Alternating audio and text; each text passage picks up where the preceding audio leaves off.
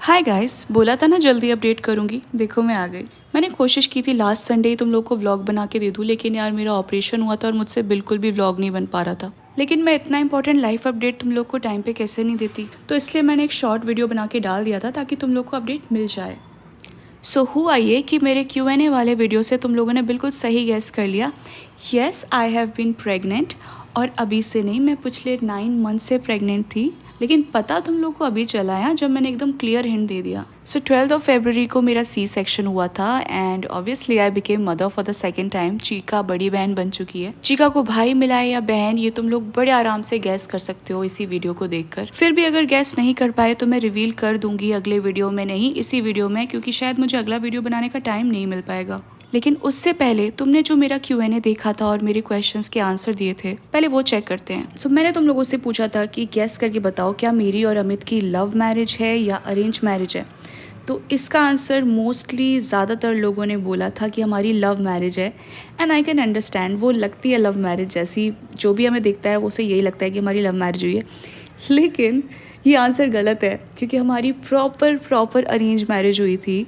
अमित तब भी दिल्ली में पोस्टेड थे और मैं मुंबई में पोस्टेड थी, और हमारे पेरेंट्स की बात हुई आपस में, सबको सब कुछ सही लगा और शादी फिक्स हो गई। लेकिन हाँ, हमने मेक श्योर किया कि शादी से पहले हम एक दूसरे को अच्छा खासा टाइम देकर जाने, तो हमने पूरा 1 साल से ज़्यादा का टाइम लिया था और उसके बाद शादी की थी। अब आते हैं प्रेजेंट पे। सो ये मैंने हमारा सेकंड चाइल्ड डिलीवर किया है। हमारी फर्स्ट चाइल्ड चीका थी और ये फ़ोटोज़ तब ली गई थी जब मैं फ़र्स्ट टाइम प्रेग्नेंट थी और चीका पेट के अंदर थी। एनीवेज, अब आते हैं प्रेजेंट पर। तो चीका के पापा काफ़ी सेटिस्फाइड थे चीका के आने के बाद, उनको कोई दूसरे की ज़रूरत नहीं महसूस होती थी। पर मुझे लगता था कि यार 2 बच्चे तो होने चाहिए, क्योंकि मैं हमेशा से अपने घर में अकेली थी, मेरा कोई भाई या बहन नहीं था।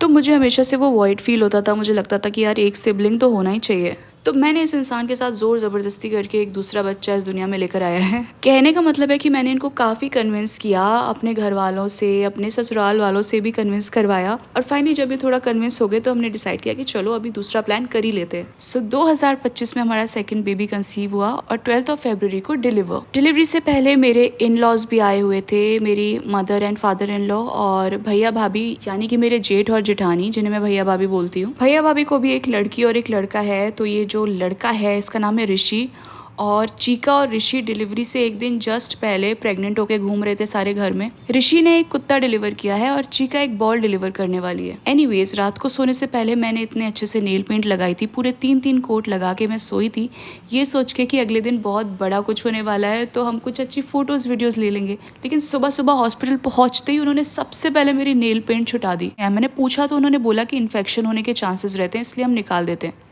एनीवेज, सुबह 7:30 बजे पहुंची थी मैं हॉस्पिटल और 10:30 बजे तक मेरी डिलीवरी हो चुकी थी। जब इसे मेरे पेट से निकाला तो मुझे इसकी रोने की आवाज़ आ रही थी और मैं बहुत ईगरली पूछ रही थी कि क्या है, लड़का है लड़की है, बताओ मुझे। लेकिन वो लोग बता नहीं रहे थे।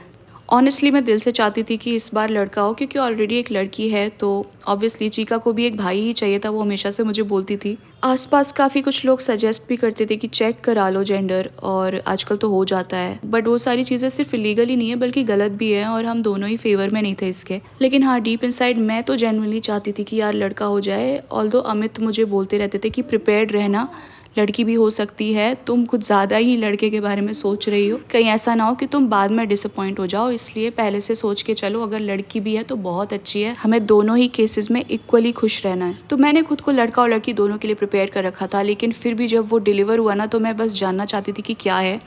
और फिर मेरे बाजू में जो नर्स खड़ी थी उसने मुझे बोला कि ये शायद लड़का लग रहा है। और ये सुनने के बाद तो बस मेरी खुशी का ठिकाना ही नहीं था, क्योंकि मुझे हमेशा से एक लड़की एक लड़का चाहिए था।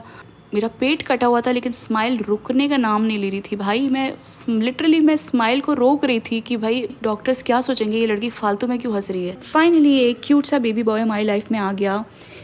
मुझे टाइम से पहले डिस्चार्ज कर दिया गया। 2 दिन वहाँ रहने के बाद मैं तीसरे दिन डिस्चार्ज होकर घर आ गई। ये जो ब्लू बलून्स देख रहे हो आप, ये हॉस्पिटल वाले वहाँ लगाते हैं जहाँ पे बॉय होता है, और पिंक बलून्स लगाते हैं जहाँ बेबी गर्ल होती है। घर आने के बाद भी एक रूम भैया भाभी ने पूरा ब्लू डेकोरेट कर रखा था। आई होप आपको ये व्लॉग पसंद आया। वैसे मैं ज़्यादा व्लॉग्स नहीं बनाती हूँ, बट इतने सारे क्वेश्चंस थे जो मुझे आंसर करने थे। आई होप इसके बाद कोई कंफ्यूजन नहीं होगा। अगर फिर भी कोई क्वेश्चन है तो कमेंट्स में पूछ लेना, मैं सारे कमेंट्स का आंसर करूंगी इस व्लॉग पे। Anyways guys, last last Q&A पे आप लोग के रिस्पॉन्स देख के मुझे बहुत अच्छा लगा। इस वीडियो पर भी वैसे ही रिस्पॉन्स देना और आई होप हम जल्दी मिलेंगे फिर से। Lots of love, bye bye.